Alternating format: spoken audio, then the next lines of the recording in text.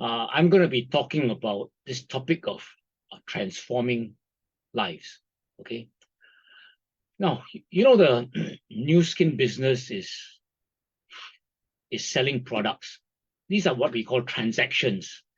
But really, the strategy of successful business builders is to build leaders, talking about transforming lives, not just building, but duplicating leaders by transforming lives. The question is, who do you want to be, and who do you want your team to develop to be? Okay. If you just focus on transactions to meet the monthly group sales volume targets, or do you focus on transformation to grow for life and in life? So for life and in life. Let me share what I read about transformational coaching. So transformational coaching is the process of partnering with someone to support them through a significant change that helps them grow, develop, and ultimately rewrite their reality. So we talked previously about Dan Sullivan talking about, does the past affect your future? Does the past affect your present, or does the future affect your present?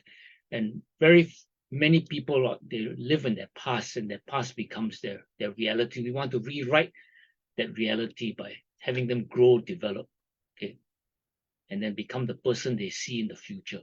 And the underlying premise behind transformational coaching is that you will examine everything that could be in service of that transformation. Examine everything. So we're not talking specifically about learning about transformation from one program, or one coach, but examine everything in life. Okay. And so today I'm going to be share some general lessons we've learned from life. Now, transformational coaching is focused on enabling self-actualization, far more than to get better at something. Okay, develop a skill.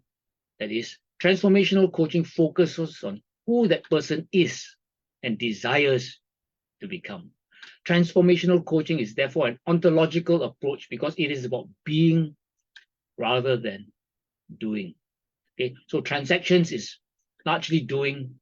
Transformational work is more being than doing. So I want to share with you some examples that are dear to me because they're part of my life. Okay, and these come to mind. So let me share my screen.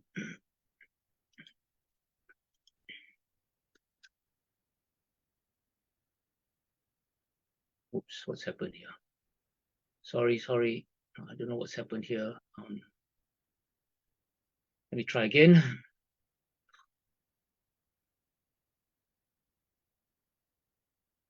Okay, is that better? Okay, so today's topic, transforming lives, and I want to share some examples. Okay, so the first that comes to mind is Christmas. So we're in the Christmas season, and Christmas is where we have the gift of eternal life, and Christmas comes from Christ. Okay, so Christ said, "I came that you may have life and have it abundantly." Okay, so that's a transformed life. Okay, transform for life, for eternal life. Okay. Now, last Saturday at the monthly alignment meeting, HT talked about his experience on Nanhu. And it was really a report card on his journey of transformation. And he talked about 3 T's. So it was quite deliberate. He talked about his travels and how this trip was different from just the normal sightseeing. He talked about how the trip was a test of his fitness, test of his playing team, and test of his ability to adapt to different living conditions where he needs to mentally go back to zero. And he talked about how it was a test to continue challenging himself. Okay. Then he talked about the 3rd T, about training. So here is a deliberate training. They didn't just go there. You don't never train for a holiday normally, other than read the guidebooks. But this was an opportunity to for him to test whether he had laid the foundation for health and fitness, okay? Whether the additional training that he had to do to climb 8 peaks was sufficient. And then, the group training, the community, doing things together, having fun and encouraging one another. Okay? So you could see the transformation that has taken place and is continuing to take place in HT. Then GP, okay, and the leaders gathering that we just had on Saturday.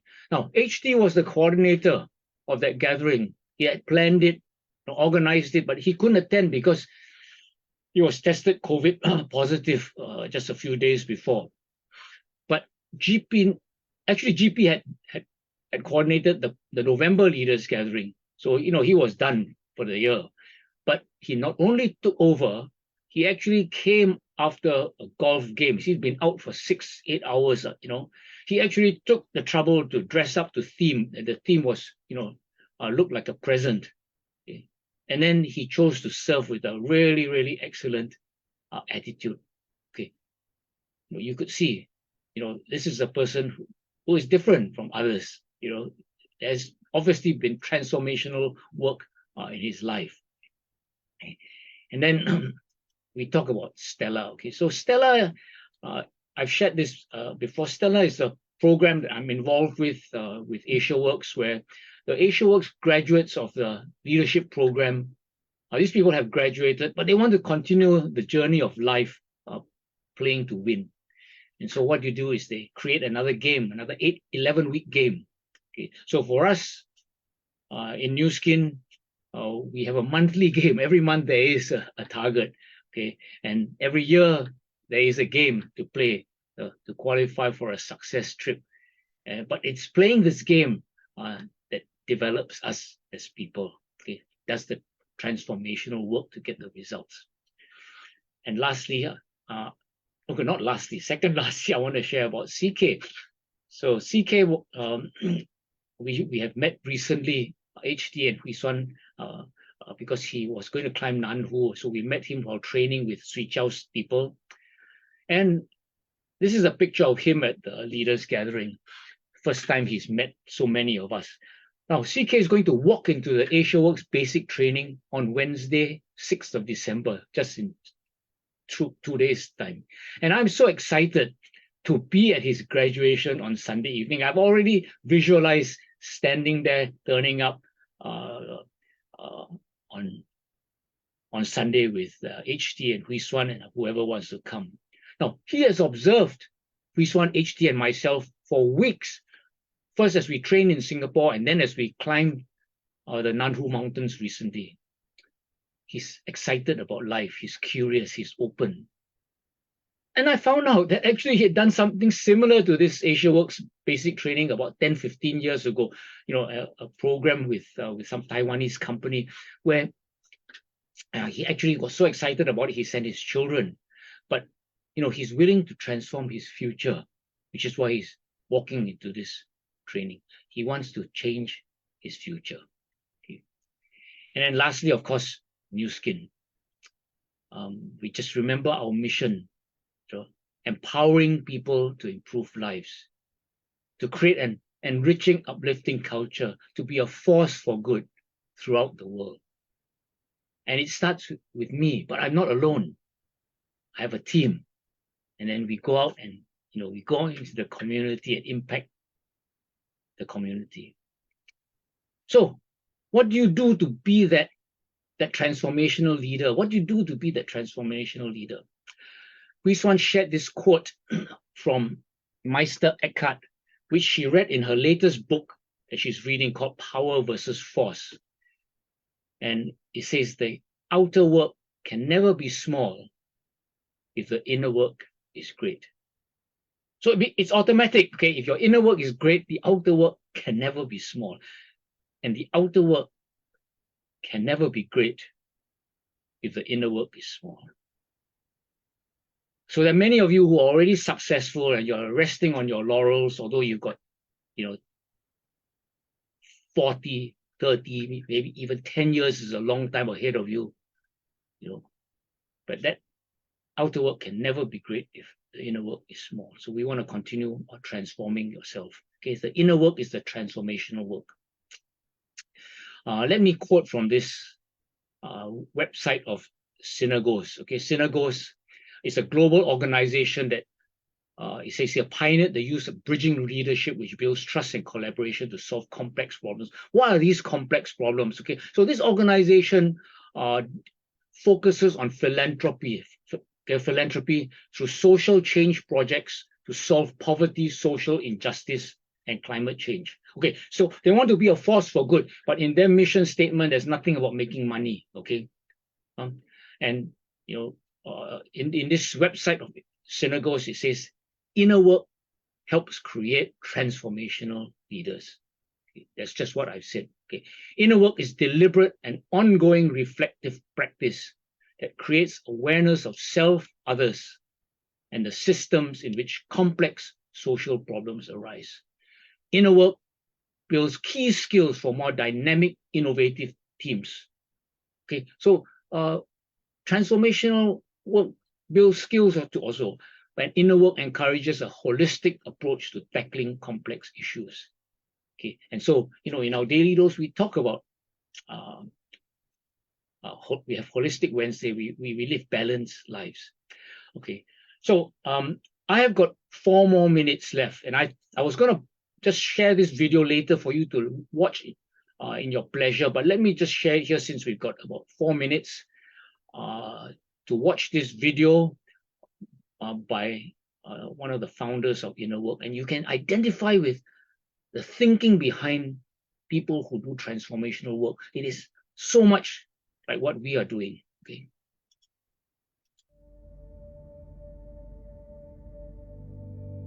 Climate change, poverty, inequality. If we want to solve complex problems, we need to collaborate with other people, communities, and organizations. But effective collaboration depends on trust.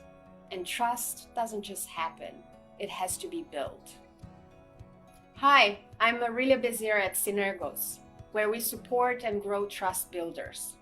We call them bridging leaders, the kinds of leaders with the purpose, skills, and sensitivities needed to foster deep trust and build transformative partnerships. Inner work, or personal reflection, is a core element of Synergos' approach to bridging leadership. We believe that understanding others starts with looking inward to first understand ourselves.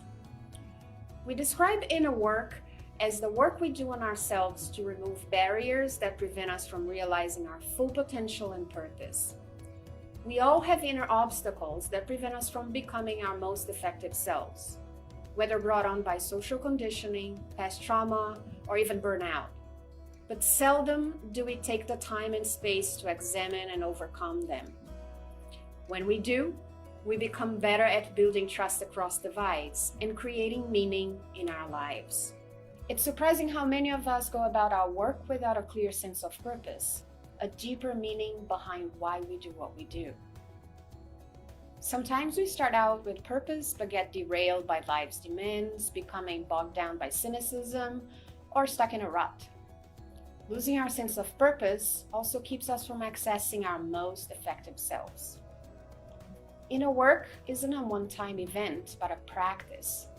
Personal reflection allows us to connect again and again to our deepest sense of purpose, both in our personal lives and in our work in the world. Inner work is also about developing skills, the kinds of skills we need for creating inclusive and high-impact collaborations. One essential skill is self-awareness. Self-awareness begins with understanding our strengths and weaknesses, becoming more aware of ourselves and recognizing weaknesses we'd rather ignore makes us more capable of building and inspiring trust. Another essential skill is empathy. Empathy is the ability to deeply connect with and understand another person's perspective, even when it conflicts with our own. Collaboration often requires working with people who come from different contexts with different beliefs and perspectives. Leaders with strong empathy skills can connect across divides, turning diversity into an asset for generating innovative solutions. So what does inner work actually look like in practice? It can take many forms. It can start with something as simple as taking a walk, finding a quiet time in the day, or spending time alone in nature. We also apply inner work to organizations and partnerships. At Synergos, we use practices like journaling exercises, dialogue walks, one-on-one coaching, and wilderness retreats. We also run workshops, leadership retreats, and offer ongoing advisory support. Inner work can seem like an abstract concept, but it contributes to very tangible outcomes. At Synergos, we've used it as a tool in our development programs, which has achieved results like reducing malnutrition in India, improving maternal health in Namibia, and transforming agriculture in Ethiopia and Nigeria. We believe that when individuals within a system become their best selves, the entire system improves.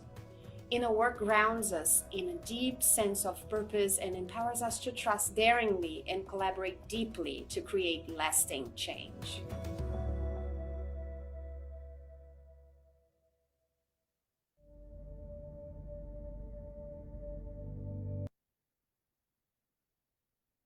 Wow.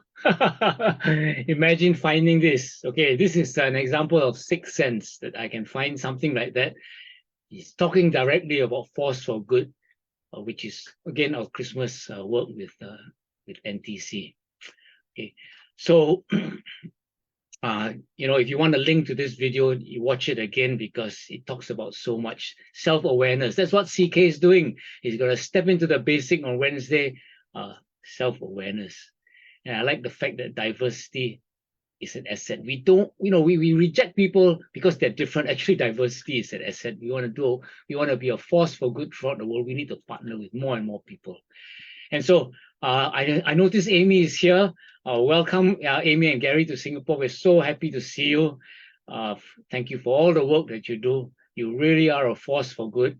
You really are leaders leading us by your example in a holistic way. I'm not. I look forward to hearing that how raw food can be something good for us. Okay. Anyway, okay. So tomorrow, Tuesday, tips will be by Hui Xuan. It's a packed week this week with so many activities.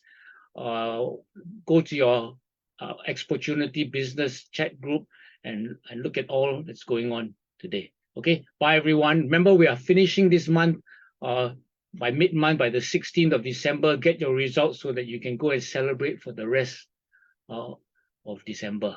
Okay. Bye, everyone.